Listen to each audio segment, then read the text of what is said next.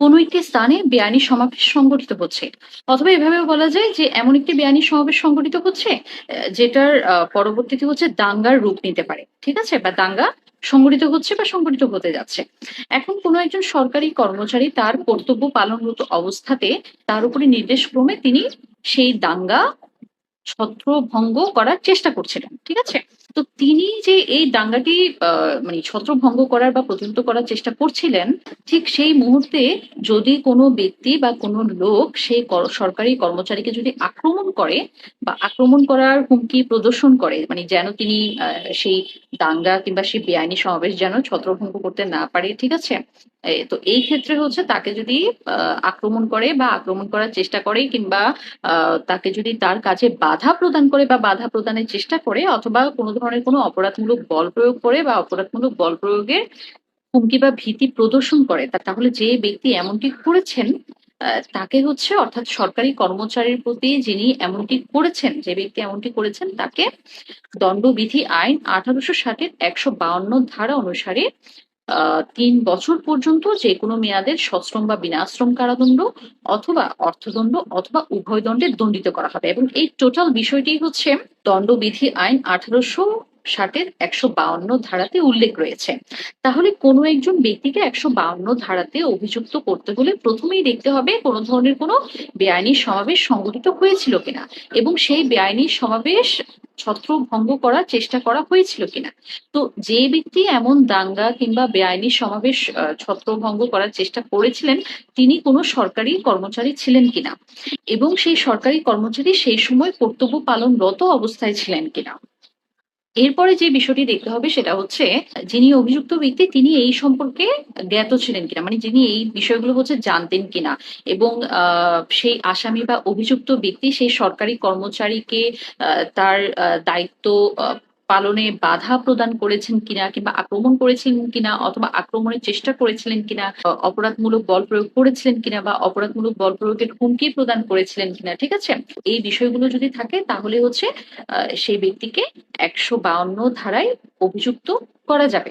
দণ্ডবিধি আইন 1860-এর 153 ধারাতে কি উল্লেখ রয়েছে? এই ধারাতে উল্লেখ রয়েছে দাঙ্গা সংগঠনের উদ্দেশ্যে যদি কোনো ব্যক্তি উস্কানি দান করে বা এমন কোনো কাজ করে যেটার কারণে হচ্ছে উত্তেজিত হয়ে কেউ দাঙ্গায় জড়িয়ে পড়বে, কিংবা বেপরোয়াভাবে এমন কোনো বেআইনি কাজ করে বা এমন কোনো কিছু করে যেটা হচ্ছে উস্কানিমূলক, যেটার ফলে হচ্ছে দাঙ্গা সংগঠিত হতে পারে, ঠিক আছে। তো এটা জেনে শুনেই কিন্তু সে করে, হ্যাঁ।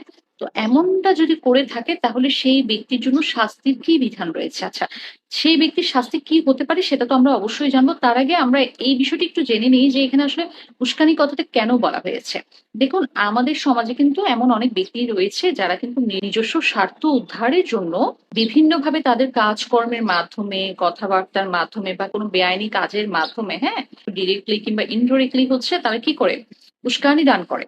এবং তারা এটা কেন করে থাকে? তারা হিংসাত্মক মূলক ভাবে বা বিদ্বেষমূলক ভাবে, যেটাই বলি না কেন, কোনো একটা কারণে হচ্ছে তারা এই কাজগুলো করে থাকে। এখন এটার কারণে তারা জানে যে তারা যদি এভাবে কাউকে প্ররোচিত করে বা উস্কানি দান করে তাহলে হচ্ছে দাঙ্গা সংগঠিত হতে পারে।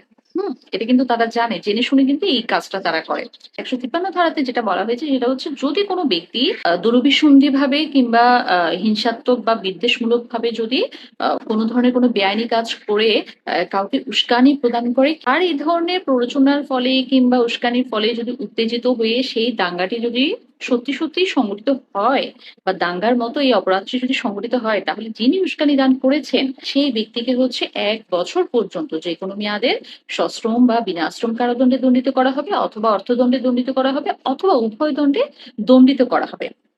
এবং যদি সেই দাঙ্গার অপরাধটি সংগঠিত না হয়, কিন্তু তিনি যে উস্কানি প্রদান করেছেন বা তিনি যে এরকম একটা বেআইনি কাজ করেছেন বা প্ররোচনা দান করেছেন সেটা যদি প্রমাণিত হয়, তাহলে সেই ব্যক্তিকে 6 মাস পর্যন্ত যে কোনো মেয়াদের সশ্রম বা বিনাশ্রম কারাদণ্ড অথবা অর্থদণ্ড অথবা উভয় দণ্ডে দণ্ডিত করা হবে। আপনি জানেন যে একটি বেআইনি সমাবেশ সংগঠিত হতে যাচ্ছে, ঠিক আছে।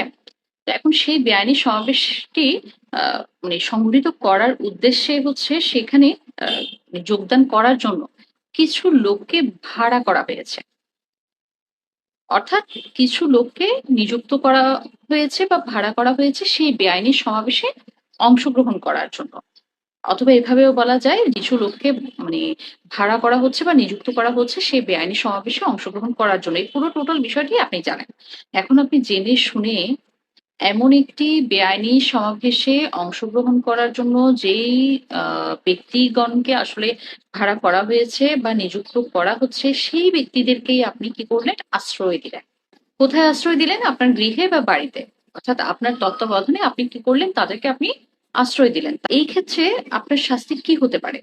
দণ্ডবিধি আইন 1860-এর 157 ধারাতে উল্লেখ রয়েছে, যদি কোনো লোক বেআইনি সমাবেশে যোগদান করার জন্য কোনো লোককে ভাড়া করা হয়েছে বা নিযুক্ত করা হয়েছে জানা সত্ত্বেও যদি সেই ব্যক্তিদেরকে, অর্থাৎ যারা বেআইনি সমাবেশের সদস্য হতে যাচ্ছে তাদেরকে আশ্রয় দান করে, তাহলে সেই ব্যক্তিকে 6 মাস পর্যন্ত যে কোনো মেয়াদে সশ্রম বা বিনাশ্রম কারাদণ্ড অথবা অর্থদণ্ড অথবা উভয় দণ্ডে দণ্ডিত করা হবে।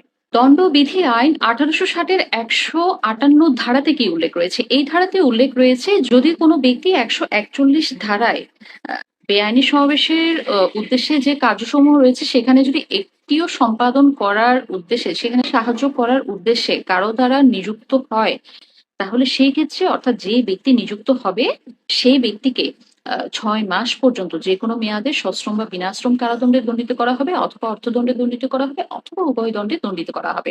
এই ক্ষেত্রে একটি উল্লেখযোগ্য বিষয়, সেটা হচ্ছে কাউকে যদি ভাড়া করা হয় বা নিযুক্ত করা হয়, সেই বেআইনি সমাবেশে যদি নিযুক্ত হন এবং মারাত্মক অস্ত্রে সজ্জিত হয়ে যদি নিযুক্ত হন, সেই বেআইনি সমাবেশে অংশগ্রহণ করেন, তাহলে সেই ব্যক্তিকে 2 বছর পর্যন্ত যে কোনো মেয়াদের সশ্রম বা বিনাশ্রম কারাদণ্ড অথবা অর্থদণ্ড অথবা উভয় দণ্ডে দণ্ডিত করা হবে। একজন সচেতন নাগরিক হিসেবে আমাদের প্রত্যেকেরই উচিত ঝগড়াঝাটি, মারামারি এই ধরনের অনাকাঙ্ক্ষিত বিষয়গুলো থেকে নিজেদেরকে দূরে রাখা কিংবা এই ধরনের বিষয়গুলোতে জড়িয়ে না পড়া। কারণ যখন 2 বা ততোধিক ব্যক্তি এই ধরনের ঝগড়াঝাটি, মারামারির মতো বিষয়গুলোতে জড়িয়ে পড়ে, শুধুমাত্র মানে যাদের মধ্যে ঝামেলাটা সৃষ্টি হয়েছে তারা যে ক্ষতিগ্রস্ত হয় তা কিন্তু নয়।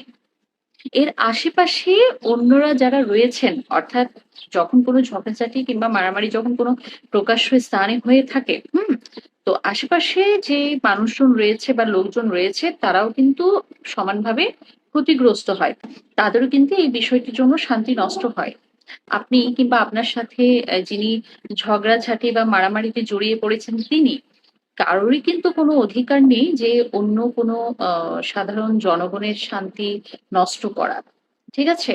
ইনফ্যাক্ট জনগণের শান্তি নষ্ট হবে এমন কোনো কাজ যদি কেউ করে থাকে বা ঝগড়াঝাটি, মারামারি যদি কেউ করে থাকে, তাহলে কিন্তু সেক্ষেত্রে শাস্তির বিধান রয়েছে। এমনটি ভাবার কোনো কারণ নেই যে 2 জন মানুষ একে অপরের সাথে ঝগড়া করলো, সেটা শুধুমাত্র তাদের ব্যক্তিগত বিষয়। সুতরাং এখানে অন্যদের বলার অধিকার নেই বা অন্যরা ক্ষতিগ্রস্ত হলেও করার কিছুই নেই। হ্যাঁ, এমনটি কিন্তু ভাবার কোনো কারণ নেই।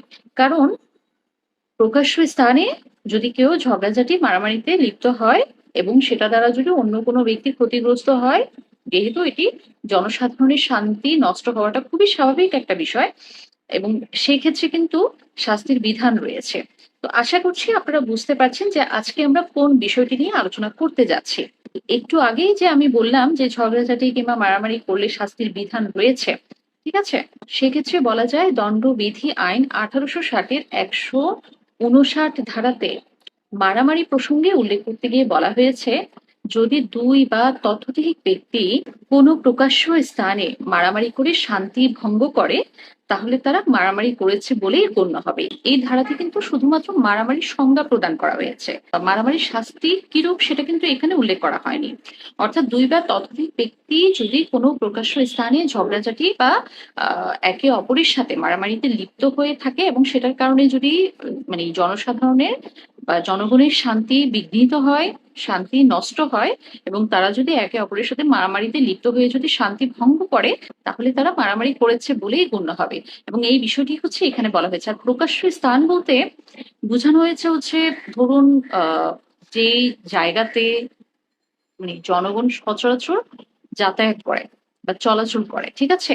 এই ক্ষেত্রে যদি কোনো লোক মারামারির অপরাধ সংগঠন করে থাকে, তাহলে সেই ব্যক্তিকে দণ্ডবিধি আইন 1860-এর 160 ধারা অনুসারে 1 মাস পর্যন্ত যে কোনো মেয়াদের সশ্রম বা বিনাশ্রম কারাদণ্ড, অথবা 100 টাকা পর্যন্ত যে কোনো পরিমাণের অর্থদণ্ড, অথবা উভয় দণ্ডে দণ্ডিত করা হবে। তাহলে আমরা সহজেই বুঝতে পারছি দণ্ডবিধি আইন 1860-এর 160 ধারায় কাউকে অভিযুক্ত করতে হলে প্রথমেই দেখতে হবে যে 2 বা ততোধিক ব্যক্তি একে অপরের সাথে কোনো ধরনের কোনো ঝগড়াঝাটিতে কিংবা কলহে বা মারামারিতে লিপ্ত হয়েছিল কিনা। দ্বিতীয়ত হচ্ছে ঝগড়াঝাটি বা মারামারিটি এটি কোনো প্রকাশ্য স্থানে হয়েছিল কিনা। এবং তৃতীয়ত হচ্ছে তাদের এই ধরনের কলহ, ঝগড়াঝাটি বা মারামারির কারণে গণশান্তি বা জনগণের যে শান্তি সেটা নষ্ট হয়েছিল কিনা। তো এই বিষয়গুলো অস্তিত্ব থাকলেই হচ্ছে কাউকে 160 ধারাতে অভিযুক্ত করা যাবে।